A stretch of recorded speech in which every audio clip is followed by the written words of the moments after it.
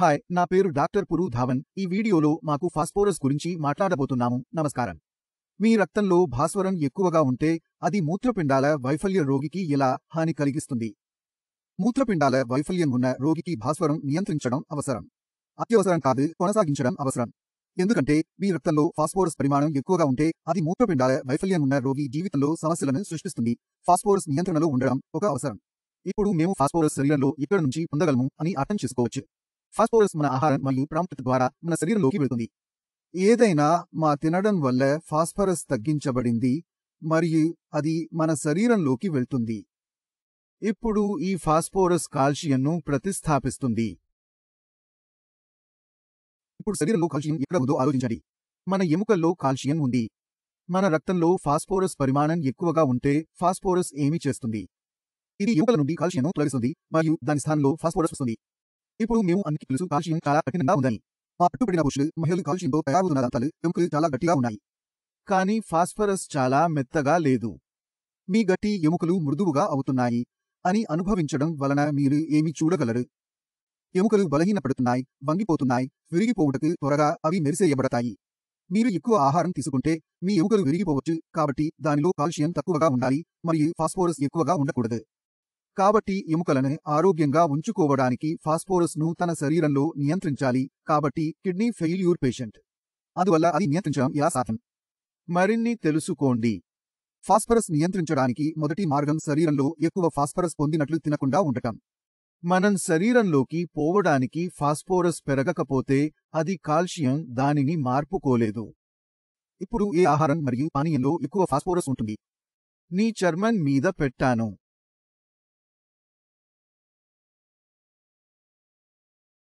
మీరు అది బాగా గుర్తుకోవాలి.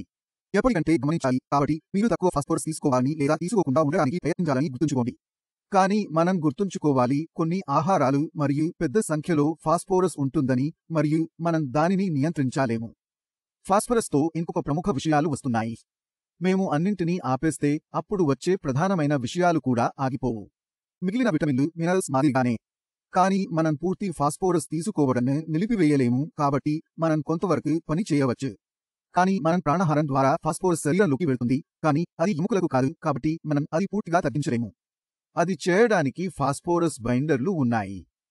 ఇవి మనం ఆహారంతో పాటు తీసుకోవాల్సిన మందులు. తిన్న తర్వాత భోజనం మధ్యలో తింటారు మరియు ఆహారంలో ఉన్న ఫాస్ఫోరస్ రక్తంకు చేరకుండా ఉంటుంది. కాబట్టి అది రక్తంలో చేరితే అది ఎముకలకు వెళ్ళిపోతుంది. కానీ అది గుడిలో ఉండి పిచ్చిపోయినట్లు ఉంటే అది ఎముకలను హాని చేయలేదు. అందుకే కిడ్నీ ఫెయిల్యూర్ పేషెంట్లందరూ ఫాస్ఫరస్ బైండర్స్ తీసుకుంటున్నారు.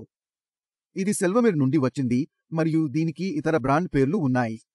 ఇప్పుడు ప్రశ్న, ఇది ఫాస్ఫోరస్ మన శరీరంలో హాని కలిగిస్తుందాన్ని చూస్తే మనలో ఏమి అనుభవిస్తాము? ఏదో ఫీల్ అవుతాం. కాబట్టి మన ఎముకలు బలహీనపడుతున్నాయంటే మొదటి సమస్య నొప్పి ఉంటుంది. మీరు మీ శరీరంలో నొప్పిని అనుభవిస్తారు, ప్రధానంగా ఎముకలలో. ఇప్పుడు ఎముకల నొప్పి ప్రజలకు అర్థం కావడం లేదు. ఈ ఎముకలు లేదా నరాల్లో జరుగుతున్న కారణం ఉంది మరియు ద్రవ్యాది నొప్పి ఉంది. ఇప్పుడు బోన్ నొప్పి లేదా మాస్ ప్రెషర్ నొప్పి అని ఎలా తెలుసుకోవాలి? కాబట్టి తెలుసుకోవడానికి ఒక సాధారణ మార్గం ఉంది. నేను దేనినైనా నొక్కుతున్నానంటే ఆ నొప్పిని ఇలా నొక్కాను, నా నొప్పి పెరుగుతోంది, అది ఎముక నొప్పి. నేను ఏదైనా నొక్కుతూ వేడిని వర్తింపజేసి నొప్పిలో ఉపశమనం కలిగి ఉంటే అది మాస్ ప్రెషర్ నొప్పి.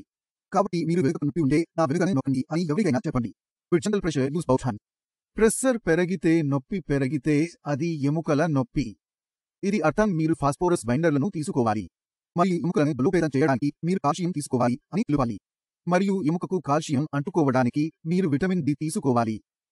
కాబట్టి మీరు కష్టాలు తగ్గించాలని కోరుకుంటే ముందుగా ఫాస్ఫరస్ను తొలగించండి లేదా ఫాస్ఫేట్ తక్కువ ఉన్న ఆహారం తీసుకోండి. ఇప్పుడు మూత్రపిండాల వైఫల్య రోగులలో నొప్పిని చూసినప్పుడు మీరు ఎక్కడ నొప్పిని అంచనా వేయగలరు అని తెలుసుకోవాలి. మొదటిది వెనుక భాగం. మేము ఎదురు చూస్తున్న ప్రతి చర్యలో మన వెనుకకు జరుగుతున్నది కూర్చుకున్నప్పుడు కూడా. కాబట్టి వెన్ను నొప్పిగా ఉంటే శరీరంలో ఎక్కడో సమస్య ఉంటుందని అన్నింటినీ తెలుసుకోవాలి. కాల్షియం లోపం లేదా ఫాస్ఫోరస్ ఎక్కువగా ఉంటే సమస్య ఉంటుంది. మనకు ఎక్కువ నొప్పి అనిపించే రెండవ ప్రదేశం మోకాళ్ల నుండి వెనుక వరకు ఉంటుంది. దీనిని షిన్ ఎముక అంటారు. షిన్ ఎముకలో నొప్పి ఉంటే ఎక్కడో ఈ సమస్య కనిపిస్తుంది. కాబట్టి కిడ్నీ ఫెయిల్యూర్ పేషెంట్ అయితే శరీరంలో నొప్పి ఉంటే అది ఎముకలో ఉందో లేదో తేల్చుకోండి. ఎముక నొప్పిగా ఉంటే మందులకు భాస్వరం జోడించండి. రెండవ విషయం, మీరు చేయవలసినది కాల్షియం సప్లిమెంట్ జోడించుకోవాలి. But to add calcium supplement to the body, as I mentioned earlier, you also need to take vitamin D supplement. కాబట్టి ఇది ఫాస్ఫోరస్ గురించి. ఇప్పటి వరకు మీకు ఏమైనా సందేహాలు ఉన్నట్లయితే క్రియేటినిన్ ని ఎలా తగ్గించాలి, యూడీఏపీని ఎలా తగ్గించగలం మరియు మన జీఎఫ్ఐని పెంచుకోవడానికి ఎలా జీవించాలని కూడా మీరు అన్ని వీడియోలను చూడాలని కోరుకుంటున్నాను. ఒక్కొక్కటిగా మీరు మీ శరీరంలో ఏమి తప్పు జరుగుతుందని అర్థం చేసుకోవడానికి ఎక్కడికి వెళ్లాలో మీరు పరిచయం కలుగుతున్నారు.